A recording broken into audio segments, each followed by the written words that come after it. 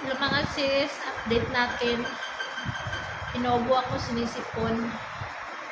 Matutuyuan ako ng pawis. May bisita sila, madam. Alas 6 ako nagising ngayon. Anong oras na? Banat ako ng trabaho kanina, whole day. 5 kwarto, yun na. Walang non-stop, 5. Sa taas, 6, 7, 8, 9. Siyam na kwarto guys, non-stoppable. Hindi ko alam kung matutumba ako or hindi. Hindi ko alam kung makakaya ko or hindi.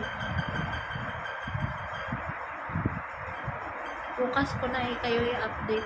Yaw-yaw tayo bukas because something happened today na hindi maganda sa work ko. Kasama ko sa mga Pakistani.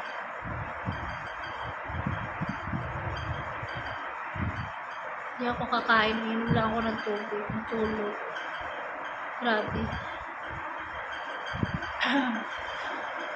Ako yung napili ni Madam mag-serve sa bisita niya. May nangyari. Bukas ko na ikwento sa inyo. Hindi ako kakain. Ito yung kainin ko. Sakit yung ulo ko. Wala akong paracetamol dito. Isang roti, yogurt, tapos beans. So, see you tomorrow mga sis.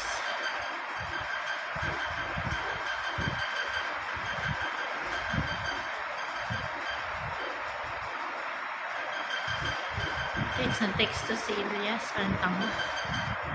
Bye! Sobrang pagod ako mga sisi. Pero walang time na kumain. Inom.